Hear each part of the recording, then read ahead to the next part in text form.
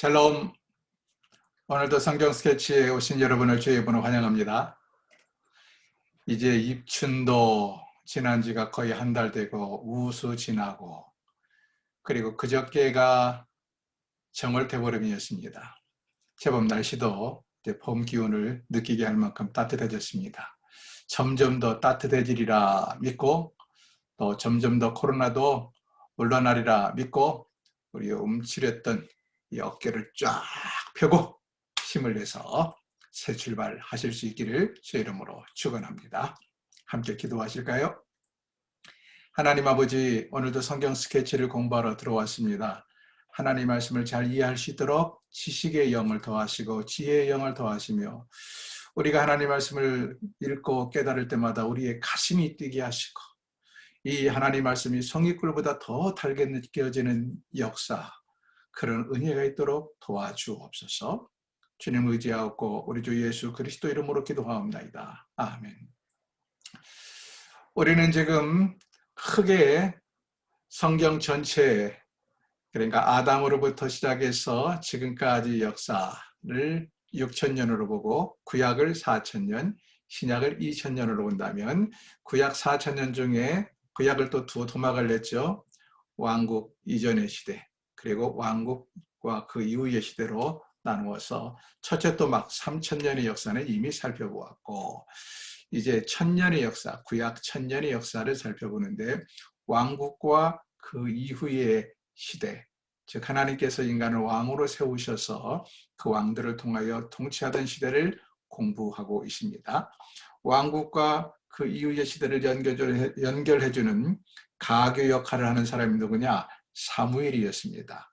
그래서 지난주에는 사무엘이 마지막 사사이자 제사장이자 이 역할을 하는 것으로 이제 막을 내리고 오늘부터는 첫 번째 임금인 사울이 등장하겠습니다.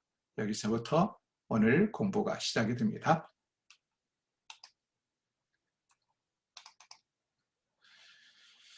자, 우리는 성경 역사를 크게 네 토막을 내놓아서 왕국 이전의 시대에 3,000년의 역사를 이미 공부했고 지금 왕국과 그 이후의 시대를 공부하고 있는 중이다 말씀을 드렸죠.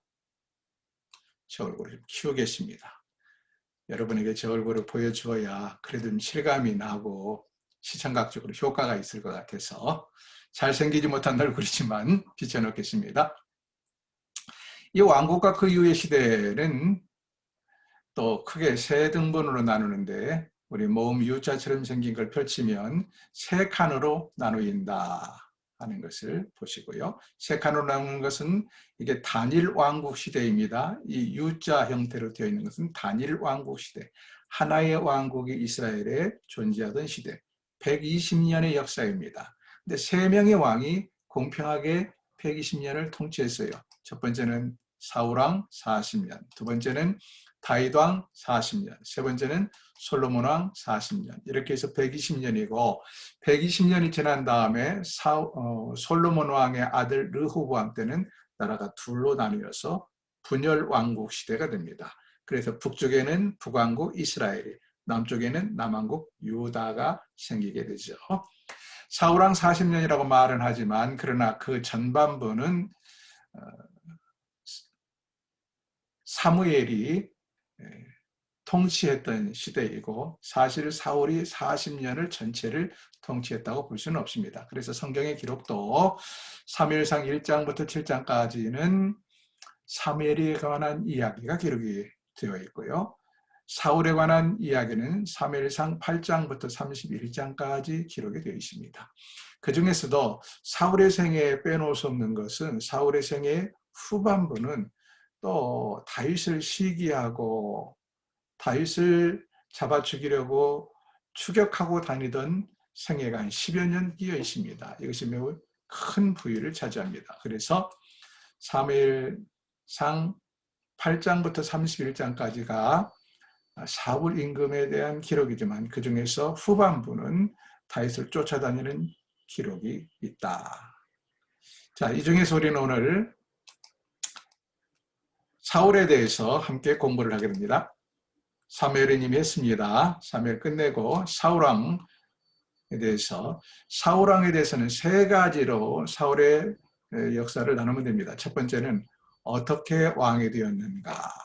두 번째는 어떻게 전투를 했는가, 전쟁을 치렀는가. 세 번째는 어떻게 다윗을 추격했는가. How, 어떻게 왕이 됐나, 어떻게 전투를 했나, 어떻게 다윗을 쫓아다녔나. 이 세 가지로 그의 생애가 요약이 됩니다. 그래서 파란색, 지금부터 파란색 글씨를 보십시오. 첫 번째 왕이 된 사울, 어떻게 왕이 되었는가. 두 번째는 전투, 어떻게 전투를 했는가. 세 번째는 다윗을 쫓아다닌, 어떻게 다윗을 쫓아다녔는가 하는 것입니다. 사울왕은 사실은 평생 전투와 다윗을 쫓아다닌 걸로 그의 인생이 점철이 됩니다. 사울왕은 크게 5번의 전쟁을 치릅니다. 5번을 치는 전쟁을 치르는데 암몬과 전투 1번, 그 다음에 아말렉과 전투 1번, 그리고 3번은 블레셋과의 전투입니다. 이 5번의 전투에서 4번은 전쟁에서 이겼어요. 4번은 전쟁에서 이기고, 그러니까 5전 4승 1패가 되겠습니다. 마지막 전쟁, 블레셋과의 전쟁에서 패배해서 그와 그의 자식들이 다 죽임을 당하게 됩니다. 그런데 그 와중에, 이렇게 전쟁을 치르는 와중에 사울을 시기하고 질투해서 사울을 추격하는 과정이 한 10여 년 동안 계속되고, 그 성경의 분량도 꽤 많이 기록됩니다. 한 10장 정도가 다윗을 쫓아다닌 기록이 되어 있습니다. 자, 그러면 어떻게 왕이 되었는가부터 볼까요? 사무엘상 8장에 보면 문제는 사무엘의 2 아들들에게서부터 시작됩니다. 사무엘에게는 요엘과 아비야라는 2 아들이 있었어요. 그래서 아버지를 도와 보조 제사장도 했고, 또 이들이 사사로 임명을 받았다라고 분명히 기록이 되어 있어요. 그러나 정식 사사는 아니고, 왜냐하면 사사는 승계되는 직이 아니기 때문에 아버지를 도와서, 그의 아버지가 앞서 배운 것처럼 이스라엘의 넓은 땅들을 늘 순위하며 통치하고 재판했잖아요. 그러니까 아버지가 너무 넓은 지역을 다스리는 것이 힘드니까 남쪽 브엘세바 쪽에다가 이 2 아들을 보조사사로 임명을 한 것 같아요. 그래서 그쪽을 좀 통치하고 재판도 하게 했는데, 문제는 그 아버지를 닮지 않았다는 것입니다. 이 2 아들들이 쉽게 하면 부패한 관리예요. 부패한 탐관오리, 정직하지 못하고 뇌물을 취하는 것을 좋아했습니다. 그러니까 백성들이 사무엘이 늙어서 이제 통치할 수 없을 때가 다가오자 걱정이 앞선 거예요. 저 사무엘마저 더 늙으면 이 나라가 어떻게 될까. 그 2 아들을 믿을 수가 없었어요. 거기다가 주변의 나라들 보면 암몬이나 아말렉이나 블레셋이나 미디안이나 이 많은 나라들이 일찍부터 왕정국가 체제를 수립을 하고 강력한 왕이 지도력을 가지고 있기 때문에 나라가 훨씬 더 힘이 있고 부강한 것을 보게 돼요. 그래서 이스라엘 백성들이 이 사무엘의 아들들의 타락한 모습을 빌미 삼아서 우리에게도 왕을 세워주세요 라고 사무엘에게 요청을 합니다. 원래는 하나님께서도 이스라엘 백성들이 인간을 통해서 통치받는 걸 원치 않았어요. 그러나 백성들이 워낙 강력하게 요청하니까 하나님께서 그들의 요구를 들으셔서 왕을 세워주게 된다. 그 첫 번째 왕이 누구냐? 사울이 됩니다. 사울의 아버지는 기스라, 이렇게 기록이 되어 있습니다. 8장 1절부터 볼까요? 성경을 좀 펼쳐보시겠습니까? 여러분 참고로 이번 주에는 사무엘상 8장부터 할 수 있으면 31장까지 다 읽으면 좋겠고, 그렇지 않으면 오늘 아마 17장까지 하게 될 겁니다. 8장부터 17장, 10장밖에 안 되네요.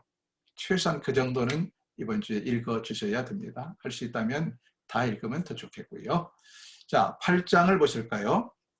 사무엘상 8장 1절, 사무엘이 늙음에 그의 아들들을 이스라엘 사사로 삼으니, 장자의 이름은 요엘이요 차자의 이름은 아비야라. 그들이 브엘세바에서 사사가 되니라. 남쪽 브엘세바를 통치하고 관리했다. 그의 아들들이 자기 아버지의 행위를 따르지 아니하고 이익을 따라 뇌물을 받고 판결을 굳게 했다. 그래서 5절 보면 백성들이 사무엘에게 나가서 말하기를 당신은 늙고 당신의 아들들은 당신의 행위를 따르지 아니하니 모든 나라와 같이 다른 주변의 나라와 같이 우리에게 왕을 세워 우리를 다스리게 하소서 하고 요청을 합니다. 그래서 하나님께서 경고하셨지만 경고하시면서도 이들의 요청을 들어서 왕을 세워주게 된다 하는 이야기예요. 자, 이제 왕이 세워지는데 9장에 가면 9장 보세요. 베냐민 지파에 기스라 이름하는 유력한 사람이 있으니 기스의 아들이 2절요. 기스에게 아들이 있으니 그의 이름이 누굽니까? 사울입니다. 사울. 근데 사울은 잘생긴 준수한 소년이었고 심지어는 이스라엘 자손 중에서 그보다 더 준수한 자가 없고 라고 말합니다. 생긴 것도 잘생겼지만 그 다음 보면 키는 모든 백성보다 어깨 위가 더했다. 그러니까 한 30cm 큰 장신이었어요. 생긴 것도 잘생긴 거고 덩치도 아주 커다한 것입니다. 고대 전쟁, 고대 세계에서는 모든 것들이 지금처럼 지능전 또는 무슨 무기가 과학화된 것도 아니고 직접 선두에서도 전쟁을 해야 되기 때문에 힘이 중요합니다. 그리고 체격이 커야 아무래도 전쟁에서 유리하겠죠. 그래서 대부분 왕들이 전쟁 싸움에 능하고 체격도 컸습니다. 그러니까 사울은 당시의 인간의 판단으로는 왕이 되기에 제격이었다. 그래서 이 사울을 세워서 왕으로 세우려고 합니다. 어떤 일이 벌어집니까? 자, 화면 잠깐 보시면 사울의 아버지가 가축을 잃어요. 그래서 사울에게 가서 가축을 찾아오라, 짐승들을 찾아오라 심부름을 시켰는데 사울이 쉽게 잃어버린 짐승들을 찾지 못하자 그 근방에 살고 있는 선지자 사무엘을 찾아갑니다. 가축을 찾기 위해서 사실은 찾아갔어요. 근데 이것이 계기가 되어서 사무엘은 자기를 찾아온 기스의 아들 사울에게 기름을 부어 왕으로 세웁니다. 근데 그때만 해도 사울은 전혀 왕이 될 것은 꿈에 한 번도 생각도 해보지 않았고요. 자기가 왕의 후손도 아니고 이스라엘이 무슨 왕정 체제도 아니었기 때문에 전혀 상상도 못한 일을 사무엘이 행하니까 당황스러워서 어떻게 합니까? 나는 이스라엘 지파 중에 가장 작은 지파인 베냐민 지파에 속하는 사람이고 그리고 우리 가정은 베냐민 지파에서도 지극히 미약한 가정이다. 가문이다. 어떻게 나 같은 사람이 이스라엘의 왕이 될 수 있느냐 하는 매우 겸손한 모습을 보입니다. 이스라엘 지파 중에 가장 작은 지파 베냐민, 이 이야기의 뜻을 아시겠나요? 물론 베냐민은 12형제 중에 막내이기도 하지만 그것보다 더 중요한 것은 우리는 뭘 할 수 있어요? 사사기 보면서 뭘 봤죠? 베냐민 지파가 동족들과 전쟁을 치러서 장정 600명 외에는 살아남은 사람이 없었죠. 그러니까 한 지파가 거의 멸족당할 뻔한 위기를 겪었던 걸 우리는 압니다. 그러니까 숫자적으로 베냐민이 가장 막내였기도 했지만 당시의 베냐민 지파는 매우 숫자적으로도 작았다 하는 것입니다. 근데 그 작은 베냐민 지파 안에서도 기스라는 사람은 큰 종족이 아니라 가장 작은 힘이 없는 별 볼 일 없는 그러한 한 부족이었다. 이렇게 말을 하고 있습니다. 그래도 어쨌거나 사무엘이 하나님의 명령을 따라서 사울에게 기름을 부어 왕으로 세웁니다. 그런데 왕으로 기름을 부었지만 그가 등극을 정식으로 모든 백성들 앞에 왕으로 선포되고 등극이 된 건 아니에요. 나선 건 아니에요. 근데 언제 이런 일이 벌어지는가? 이제 9장을 지나서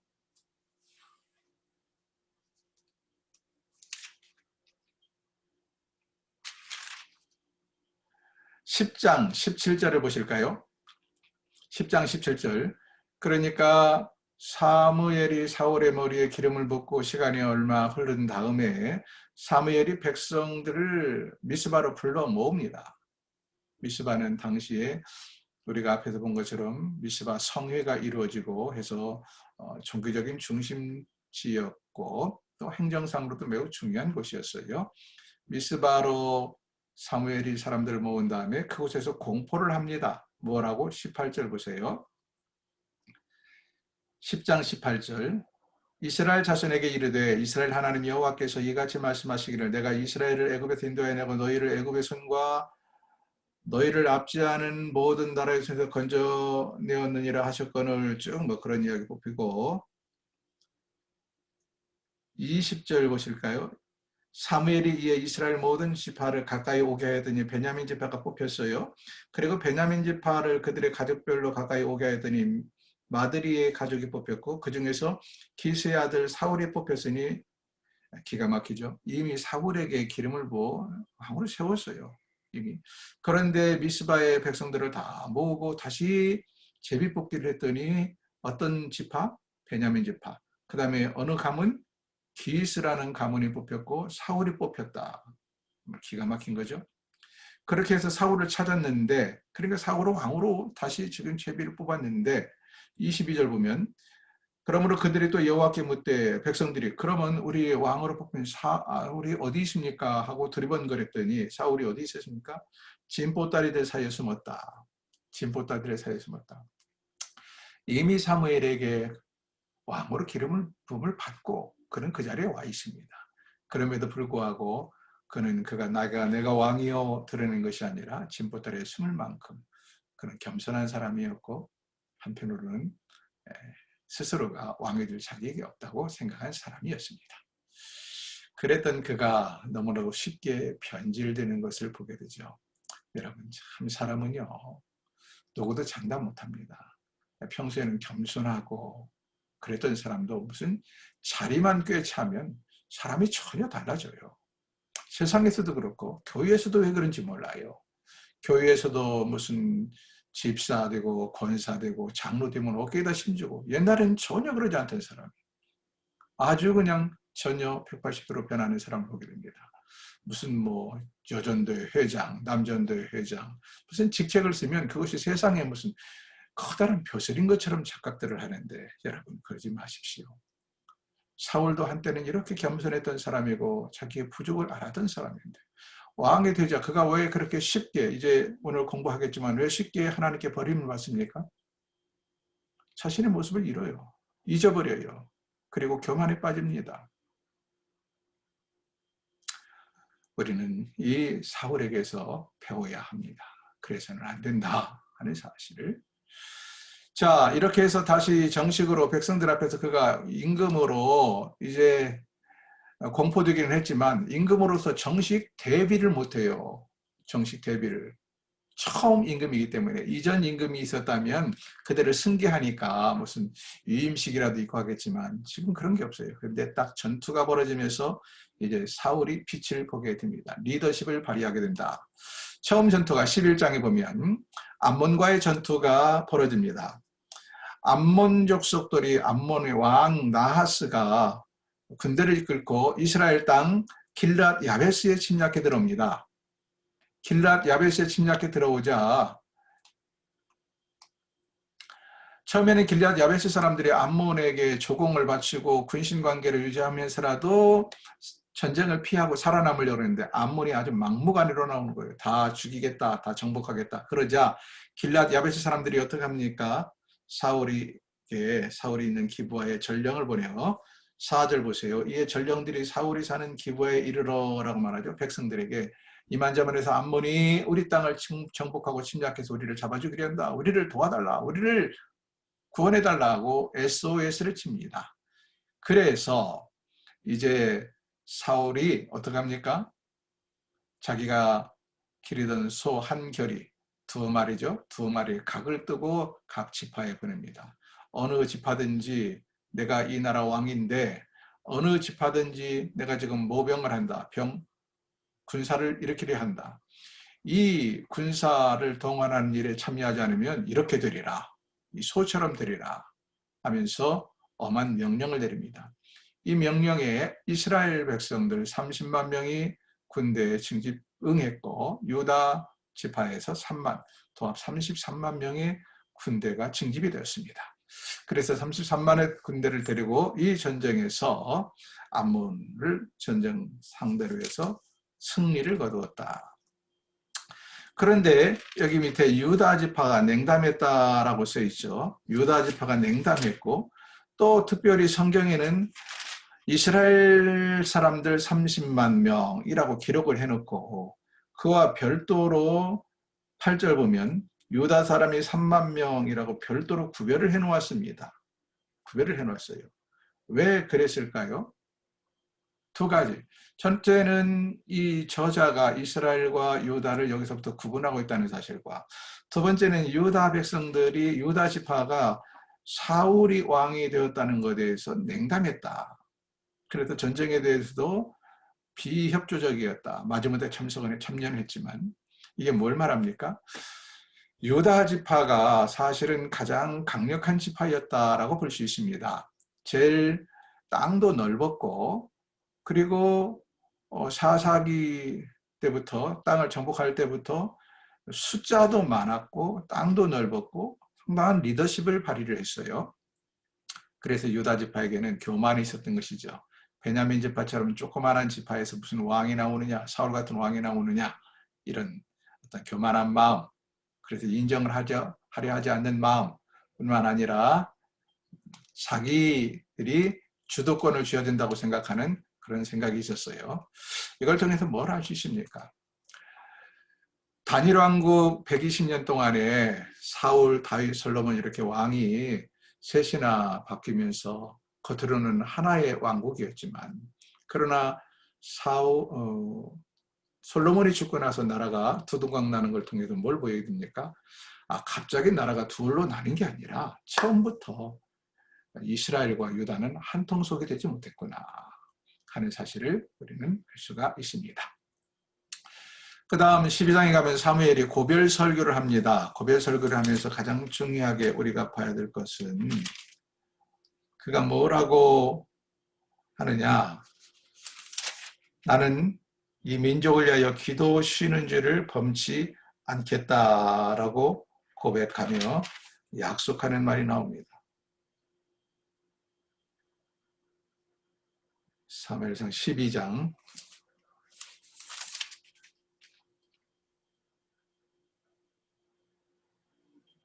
몇 절인가요?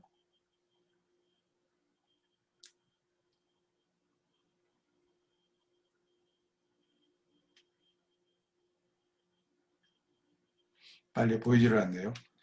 아무튼 사무엘이 나는 이 나라와 이 민족을 위하여 기도 쉬는 줄을 범치 않겠다라고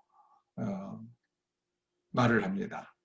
그러면서 그는 사실은 일선에서는 물러나지만 끝까지 죽을 때까지 나라와 민족을 위하여 기도 쉬는 줄을 범치 않았다 하는 것을 우리가 알 수가 있습니다. 23절이군요. 12장 23절.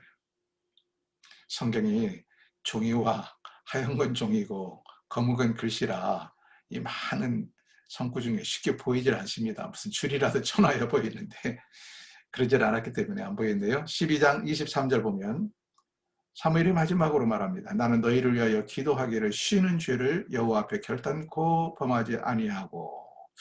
여러분, 기도하기를 쉬는 죄랍니다. 기도하는 것을 쉬는 것이 죄라고 말해요. 우리도 이 나라 이 민족을 위해서 또 다른 어려운 사람들을 위해서 해야 될 일이 많이 있지만 할 수 있는 일이 많이 있지만 그중에 가장 중요한 일이 뭘까요? 기도하는 겁니다. 나라를 위하여 기도하십시오. 지도자들을 위하여 기도하십시오. 교회를 위하여 기도하십시오. 이것이 바로 성도의 본분 중에 하나입니다. 그 다음 두 번째 전투는 블레셋과의 전투입니다. 13장에 가면 이 블레셋이라는 족속이 등장하는데 여러분 블레셋은 여기 처음 나오는 게 아니죠. 앞에서 우리는 여러 번 블레셋을 보았습니다. 언제 보았나요? 사사기에서도 두 번씩이나 사사시대를 통해 두 번씩이나 이스라엘 백성들을 침략해서 괴롭힌 족속이 어디예요? 블레셋 족속이에요. 다른 족속들은 다 한 번씩 침략해 들어왔다는 기록이 있을 뿐인데 블레셋 족속은 이미 사사시대부터 강력한 이 국가를 물론 도시국가입니다. 특별히 블레셋은 5개의 도시국가예요. 5개의 도시국가들이 연합을 해서 늘 연약한 이스라엘을 침략해서 괴롭혀 왔습니다. 근데 사사시대뿐만 아니라 초대임금 사울왕 때에도 계속해서 블레셋은 이스라엘을 괴롭혔습니다. 블레셋과의 전투가 사무엘이 전투가 5번 치르는데 그 중에서 블레셋과의 전투가 3번이잖아요. 그리고 마지막 5번째 전투 블레셋과의 전투에서 사울은 죽고 말잖아요. 이 블레셋 민족은 어디서 왔을까요? 블레셋 민족. 블레셋은 제가 볼 때 잡족일 가능성이 큽니다. 원래 블레셋은 그리스, 그리고 그리스와 그 앞에 크레테 섬이 있죠. 크레테 섬은 뭡니까? 미의 여신, 미의 여신 비너스가 탄생한 섬이 바로 크레테 앞바다입니다. 이 그리스 본토 그리고 크레테 섬 거기서부터 시작해서 서쪽으로 바로 이 지중해, 지금의 이스라엘의 그 서쪽 지중해까지 아주 굉장히 넓게 확산되어 있던 해양 민족들이었어요. 그리고 일찍 철기 문화를 받아들인, 그래서 해양 민족이기 때문에 사람들도 거칠고 또 강력하고 거기다가 철기 문화까지 가져가지고 매우 사람들이 심도 있지만 거친 사람들이었습니다. 이들이 원래 가나안 원주민들과 세력을 넓혀가면서 접촉하면서 혼혈족들이 되었을 가능성이 크고요. 그들의 기질, 거기다가 이 땅에 이 가나안 원주민들 중에 어떤 사람들이 있었습니까? 역사를 거슬러 올라가면 니므롯을 아시나요? 언제 나오죠?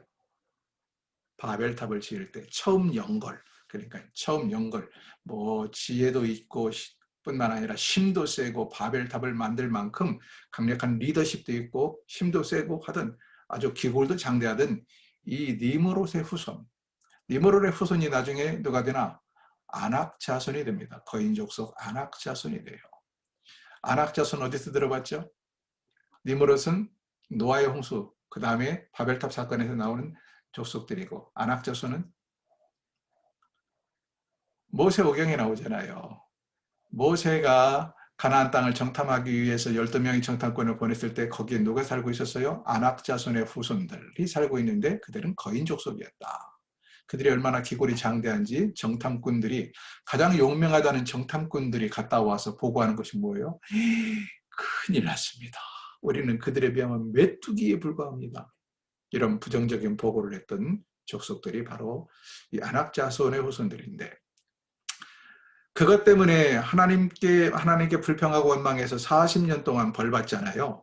그래서 광야에서 유리방랑하면서 불신의 세대 40년이 지나면서 다 죽고 나서 여호수아가 이 불신의 세대들의 자녀들 세대, 다시 말하면 출애굽 2세대를 이끌고 가나안 땅에 들어가지 않습니까? 이 가나안 땅에 들어가서 여호수아가 이제 가나안 땅을 정복해 나가는데도 어떻습니까? 매우 힘이 들어요. 이 아낙 자손의 후손들이 주로 유다 지파의 땅을 분배받은 데 보면 가장 계란 노른자 같은 땅이 유다 지파의 땅이고, 유다 지파 밑에가 시므온 지파가 하나 있어요. 그리고 유다 지파 옆으로 해안가로 단 지파가 있었습니다. 주로 유다 지파와 단 지파 이쪽에 이 아낙 자손의 후손들이 머물러 살았는데, 우리가 잘 아는 갈렙 같은 경우는 그의 사위를 통해서 이 거인족 속들을 물리쳤지만 모든 사람들이 다 거인족 속들을 물리치고 승리한 건 아니에요. 때로는 거인족 속들을 쫓아내는 일에 실패했다는 성경의 기록이 많이 나옵니다. 심지어 다한 지파 같은 경우는 거인족 속들을 쫓아내기는커녕 거인족 속들 때문에 자기들에게 할당된 땅을 차지하지 못하고 어떻게 합니까? 저 위쪽, 어디요? 새로 개척한 북쪽에 있는 단이라는 땅 기억하시죠? 라기스, 원래 이름이 라기스였던가요? 기억이 정확하지 않습니다. 웬 이 땅, 라기스였던 것 같은데, 그 땅에 가서 새로 땅을 만드느라고 사사기에 보면 가다가 어떻게 합니까? 남의 집에서 제사장도 강제로 데리고 가고, 또 남의 집에 있는 신상도 가지고 가고 했던 거 기억나시나요? 그래서 이 거인족 속 아낙 자손의 후손들은 계속해서 번창하고 명맥을 유지해 나갔습니다. 그 아낙 자손의 후손들이 살던 땅이 이 블레셋의 도시국가들 가드, 가사, 아스돗, 아스골론 이런 도시국가들에 이렇게 살았거든요. 사울이 좀 있으면 나오는데 골리앗을 아시죠? 가드 사람 골리앗. 이 가드는 블레셋의 5대 도시 중에 하나거든요. 근데 이 가드 사람 골리앗이 누구냐? 바로 아낙 자손의 후손입니다. 아낙 자손의 후손. 자, 제가 지금 드리고 싶은 말씀은 이 아낙 자손들의 후손들이 주로과 이 해양 민족들, 블레셋 족속들이 해양 민족들의 영역을 확대하면서 온 이 철기 문화의 사람들이 결혼도 하고 그래 혼혈족들을 만들고 이 아낙 자손 그 철기 문화를 가지고 온 사람들이 그 땅에 사는 사람들의 문화를 그대로 흡수하지 않았는가 그렇게 생각이 됩니다. 제가 말씀드리고 싶은 것은 블레셋은 그렇게 워낙 거칠고 처음부터 강력한 민족들이었다 하는 것입니다. 아무튼 이 블레셋과 전쟁을 벌이게 됩니다. 근데 전쟁을 벌이는데 전쟁을 벌이기에 앞서 이스라엘 민족들이 하나님께 제사를 드리려고 합니다. 제사를 드리고 하나님의 뜻을 묻고 블레셋과 전쟁을 벌이려고 그러는데 이 제사를 드리기 위해서는 제사장이 와야 되죠. 사무엘이 오기로 했어요. 와서 전쟁을 치르기 전에 제사를 하나님께 드리겠는데 오기로 한 일주일을 기다려도 사무엘이 오지 않는 거예요. 그러다 백성들은 마음이 동요하고 또 그 큰 전쟁을 앞두고 마음이 불안하고 그래서 기다리다 사울이 어떻게 합니까? 제사장 없이 그냥 제사를 지내고 맙니다. 자기 자신이 제사장이 되었는지 그건 정확하게 알 수 없어요. 아무튼 이것은 월권이다 하는 것이죠. 나중에 사무엘이 와서 깜짝 놀랍니다. 그리고 임금을 책망하죠. 어떻게 월권을 하느냐. 자, 사무엘 때까지만 해도 재정일치였어요. 종교와 정치가 하나 되어서 사사가 제사장이 모든 일을 다 했습니다. 사무엘 같은 경우는. 그러나 분명히 지금 왕이 세워진 왕정 국가에서는 재정이 일치가 아니라 분리가 된 것이거든요. 정치는 사울이, 종교는 사무엘이 담당을 하고 있었어요. 그런데도 불구하고 사울이 자기가 왕이라는 것 때문에 좀 더 기다리지 못하고 그냥 월권을 해버렸다. 자, 이 기다리지 못하고 월권을 한 것은 두 가지 문제가 있습니다. 하나는 자기 자신의 교만이죠. 내가 왕인데, 내가 임금인데 그까지 그 제사장 없으면 어때? 라는 교만. 그래서 월권을 한 것이고 또 하나는 하나님에 대한 철저한 신뢰, 믿음이 부족했기 때문입니다. 왜? 인간적으로 보니까 불안해요. 백성들이 요동하고 그리고 강력한 블레셋은 금방이라도 침략해 들어올 것만 같고 인간적인 생각이었다는 것이죠. 믿음으로, 눈으로. 그럴수록 요동치지 아니하고 끝까지 믿음으로 하나님의 방법을, 하나님의 때를 기다리고 물었어야 되는데 여러분 지금도 마찬가지입니다. 지도자는요. 백성들이 요동친다고 해서 함께 요동치면 안 돼요. 어차피 민중은 자기들은 옳은 대로 불평하고 원망하고 깊이 보지 못합니다. 지도자는 뭡니까? 그런 민중들보다 그런 백성들보다 더 깊이 보고 더 멀리 볼 수 있는 눈을 가진 사람이 지도자란 말이죠. 특별히 영적인 지도자 되신 여러분 기억하십시오.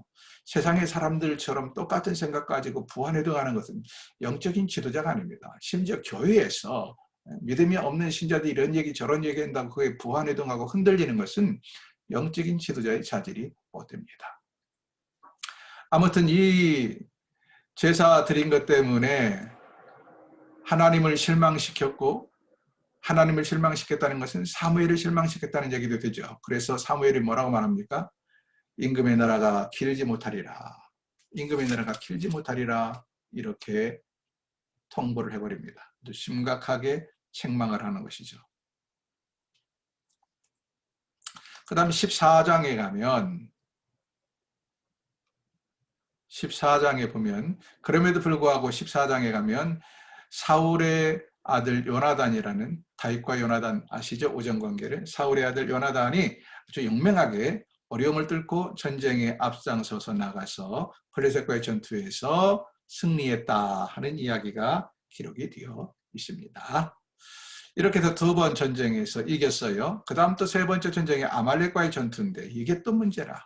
이미 블레셋과의 전투에서 하나님의 뜻에 순종하지 않아서 하나님의 진노를 샀고, 그리고 선지자 사무엘의 진노를 샀다면 사무엘 개인의 진노를 산 게 아니잖아요. 하나님의 진노를 산 것이 문제죠. 그래서 사무엘을 통하여서 왕의 나라가 길지 못하리라는 호딘 책망까지 받았다면 이제는 어떤 경우에도 하나님 앞에 겸손하고 끝까지 하나님의 뜻에, 사람의 뜻을 따르지 아니하고 하나님의 뜻을 따라야 되는데 사람이 그게 쉽지 않죠. 사울이 그러지 못했습니다. 아말렉과의 전투에서 하나님께서 아말렉과의 전투에서 하나님이 승리를 약속해 주십니다. 아말렉을 이겨 물리칠 수 있다. 그러면서 말씀하시기를 아말렉과의 전투에서 승리한 다음에 모든 걸 다 죽여라. 진멸하라. 짐승도 왕도 군사도 다 죽이라고 분명히 하나님께서 지시를 하셨습니다. 그럼에도 불구하고 이 전쟁에서 승리했어요. 하나님께서 승리하리라고 이미 약속을 하셨기 때문에. 근데 사울이 불순종했다 하는 것입니다. 나중에 사무엘이 와 보니까 짐승 소리가 나지요. 아무래도 이게 하나님의 뜻대로 순종하지 않은 것 같아요. 그래서 물어보는 거예요. 그랬더니 사울이 뭐라고 변명합니까? 이 좋은 것은 다 죽이는 것보다 두었다가 하나님께 제사 드리는 데도 쓰고, 그리고 이 전쟁에 참여해서 군사들이 얼마나 수고했습니까? 이 전쟁 노획물을 나눠주는 게 좋지 않겠습니까? 이런 식으로 변명을 하는 거예요. 뿐만 아니라 죽여야 될 아말렉 왕도 살려주었어요. 왜 그랬을까요? 자기와 좋은 관계 맺어서 이왕 죽이면 뭐하냐, 그러면 아말렉과 철천지 원수가 되는데, 이게 인간의 생각이었던 거예요. 어차피 우리가 이긴 거 살려서 돌려보내면 저가 다시는 우리에게 조공을 바치고 이제 우리를 침략하지 않겠거니 하는 지극히 인간적인 생각과 인간적인 욕심이 작용한 거죠. 그러나 하나님의 뜻을 거스른 것이다. 그래서 하나님께서 사무엘을 통하여 뭐라고 호통치십니까? 순종이 제사보다 낫고 듣는 것이 수양의 기름보다 나으니이다. 15장 한번 볼까요?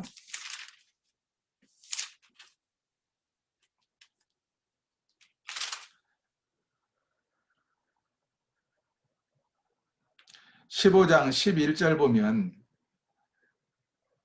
내가 사울을 왕으로 세운 것을 후회하노니, 10절부터 볼까요? 10절부터 여호와의 말씀이 사무엘에게 임하니라. 사무엘이 말하기를 내가 사울을 왕으로 세운 것을 후회한다고 하나님께서 말씀하신다는 거예요. 하나님께서.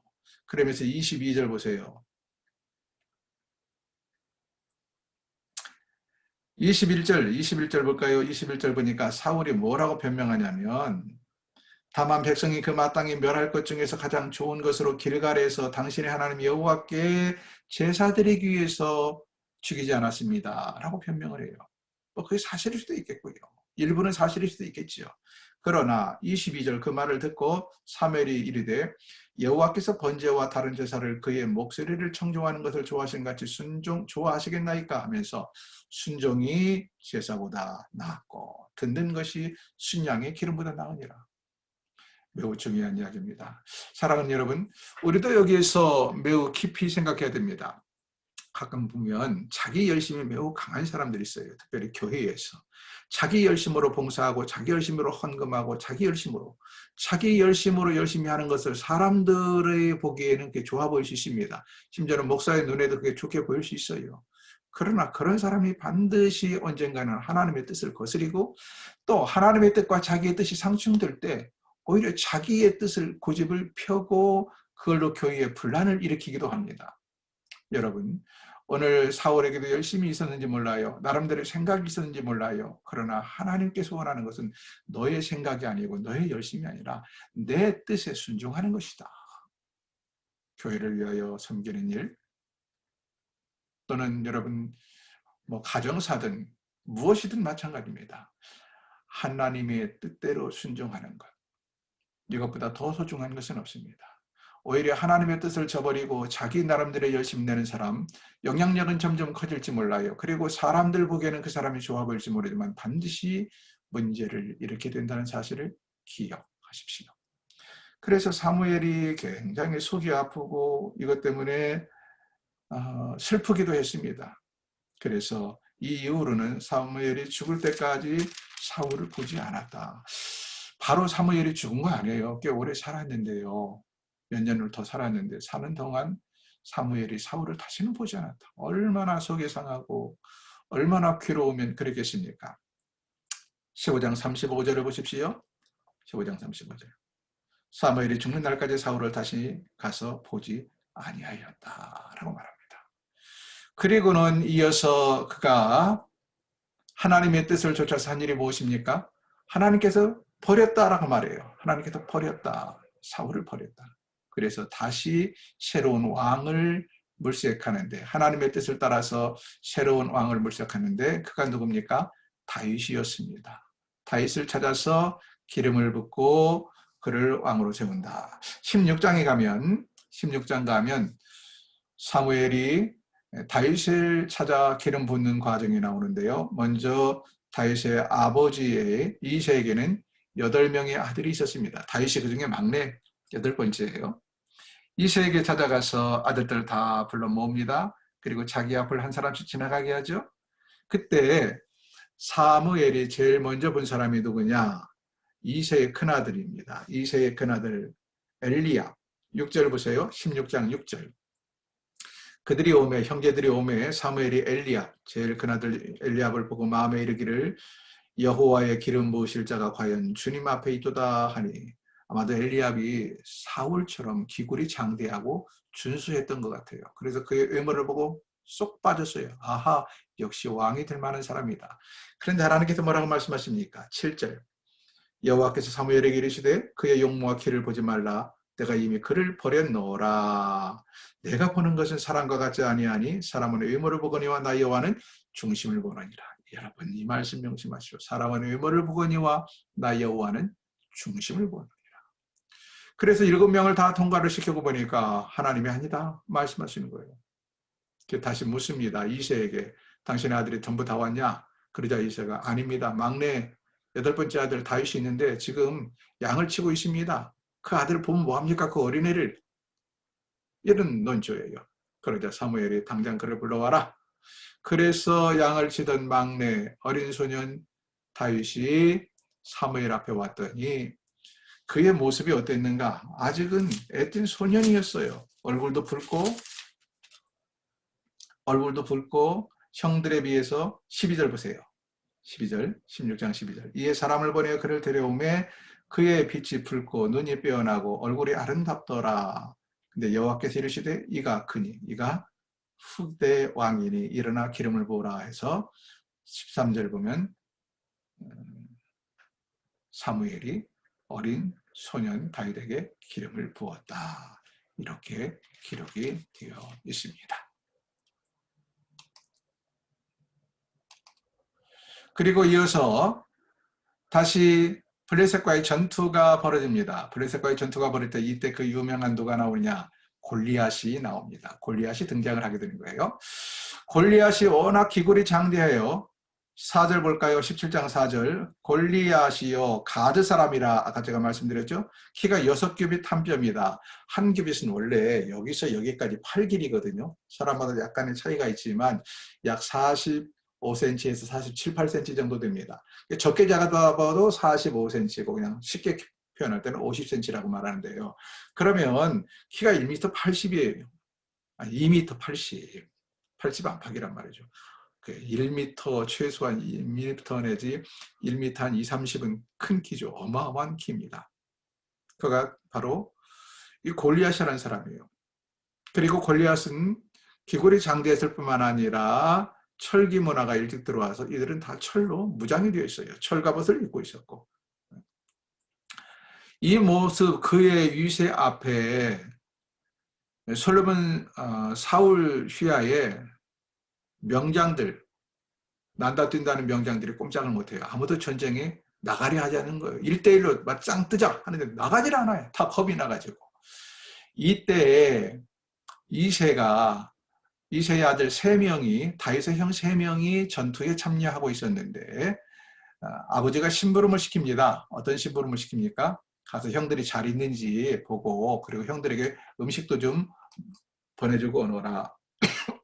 그래서 다윗이 아버지 심부름으로 이 전쟁터에 갔어요. 전쟁터에서 가서 보니까 이 모양이야. 아군들은 겁에 질려서 그냥 꼼짝도 못하고 반대로 이 골리앗은 큰 소리를 뻥뻥 치면서 이스라엘 백성들을 아주 놀리고 있고 그러자 다윗이 보세요. 뭐라고 말합니까? 아무도 전쟁터에 나가려 하는 이 모습을 보면서 의분을 품고 블레셋 사람이 누구 간데 하나님의 군대를 모욕하느냐. 나는 이래봐도 이렇게 나이가 어리고 그리고 미소년이라고 여러분이 볼지 모르지만 나는 양을 칠 때 사자와 곰의 입에서 양을 칠 때 사자와 곰이 내 양을 빼앗아가면 내가 그 입에서 양을 건져낸 사람이다. 그 용맹성, 그 과거를 이야기하면서 마침내 전투에 나가려고 하는 사람이 없으니까 사울도 어떻게 할 수 없이 다윗에게 군복을 입혀가지고 전투에 내보냅니다. 근데 군복이 너무 질질 끌리는 거예요. 사울왕이 워낙 기골이 장대했잖아요. 그래서 군복을 벗어버리고 다윗이 가지고 간 것은 물맷돌밖에 없습니다. 물매를 들고 나갑니다. 그랬더니 골리앗이 보기에 좀 가관이거든요. 골리앗이 볼 때 이건 말도 안 돼.